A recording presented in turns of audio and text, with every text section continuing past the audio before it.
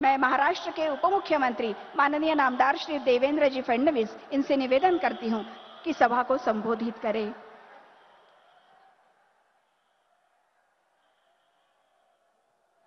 भारत माता की, छत्रपति शिवाजी महाराज की, धर्मवीर छत्रपति संभाजी महाराज की जय श्री राम।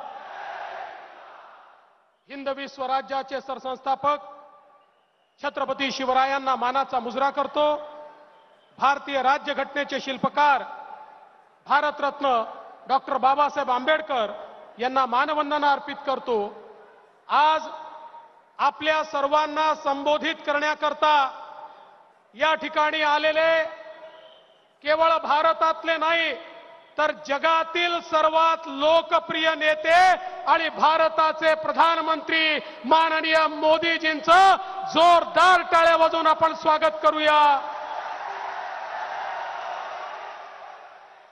मंचावर उपस्थित आपले अध्यक्ष चंद्रशेखर बावनकुळेजी, अतुल सावेजी, वर्धा लोकसभा मतदारसंघाचे आपले लोकप्रिय उमेदवार रामदास तडसजी, अमरावतीच्या लोकप्रिय उमेदवार नवनीत राणाजी, अनिल बोंडेजी, प्रवीण पोटेजी, दादारावजी केचे, पंकजजी भोयर, समीरजी कुणावार, प्रतापजी अडसळ, देवेंद्रजी भुयार, रवीजी राणा, अशोकजी शिंदे, सुबोधजी मोहिते, उपेंद्रजी कोठेकर, राजूजी उंबरकर, विजयजी आगलावे, सुनीलजी गपाट, सुमितजी वानखेडे, राजूभाऊ बकाणे, मंचावरील सर्व मान्यवर आणि उपस्थित सर्व भगिनी आणि बंधूंनो, आज आपल्या सर्वांच्या वतीने माननीय प्रधानमंत्री महोदयांचे मी स्वागत करतोय।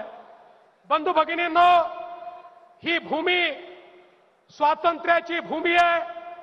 खऱ्या अर्थानं ज्या ठिकाणी पहिल्यांदा भारताचा झेंडा लागला आणि स्वातंत्र्य घोषित केलं ती ही भूमी आहे आणि त्यासोबत महात्मा गांधींची देखील आमची वर्धा ही भूमी आहे। महात्मा गांधींनी सांगितलं होतं, आता देशाला स्वातंत्र्य मिळालंय, काँग्रेसची आवश्यकता नाहीये, काँग्रेस विसर्जित करा। पण काँग्रेसवाल्यांनी ऐकलं नाही, वर्धावाल्यांनी ऐकलं आणि काँग्रेस विसर्जित करणं सुरू केलं। पण तरी देखील काँग्रेसचा पंजा इथे बाकी होता। पण शरद पवार साहेबांचे आभार मानतो की त्यांनी वर्धेतनं पंजा विसर्जित केला। आता वर्धा हे काँग्रेस मुक्त शरद पवार साहेबांनी करून टाकलं। काँग्रेसची इतकी केविलवाणी अवस्था यापूर्वी कधीही पाहिली नव्हती, ती अवस्था या ठिकाणी पाहायला मिळते आहे। मला विश्वास आहे तुमच्या सगळ्यांच्या आशीर्वादाने या ठिकाणी निश्चितपणे रामदासजी तडस यांना हॅट्रिक करण्याची संधी मिळेल। आणि बंधू भगिनींनो, त्याच वेळी अमरावतीमध्ये आमच्या नवनीत राणा म्हणजे कोण? ज्यांनी उद्धव ठाकरेंच्या काळात हनुमान चालीसा म्हटली म्हणून 12 दिवस जेलमध्ये राहिल्या त्या नवनीत राणा। पण अजूनही शिवसेनेचे नेते, काँग्रेसचे नेते या ठिकाणी येऊन महिलांबद्दल, नवनीतताईंबद्दल ज्या प्रकारचे उद्गार काढतायत, मी विश्वासानं सांगतो आमच्या महिलाच यांना उत्तर देतील आणि यांचा सुपडा साफ केल्याशिवाय आता या ठिकाणी आमची जनता राहणार नाही। बंधू भगिनींनो, मोदीजींच्या नेतृत्वात दीन, दलित, गोर, गरीब, आदिवासी, शेतकरी, शेतमजूर, महिला, अल्पसंख्याक, ओबीसी सगळ्यांच्या जीवनामध्ये मूलभूत परिवर्तन झालं। या देशामध्ये ओबीसींचा विचार जर कोणी केला असेल तर तो मोदीजींनी केला। आणि मला सांगताना आनंद वाटतो, मोदीजींचं मंत्रिमंडळ हे पहिलं असं मंत्रिमंडळ आहे की ज्या मंत्रिमंडळामध्ये 60% मंत्री ओबीसी, एससी आणि एसटी आहेत।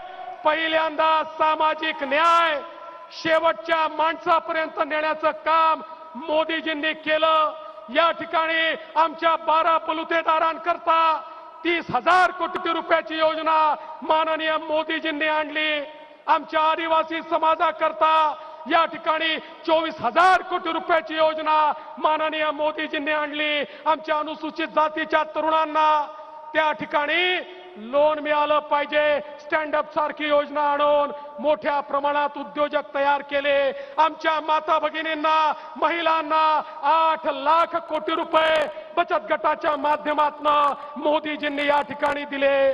एक प्रकारे सर्व समाजाला सोबत घेऊन मोदीजी पुढे चालले आहेत आणि आता मोदीजींना प्रधानमंत्री करायचा आणि आपल्या सगळ्यांचं ठरलंय अबकी बार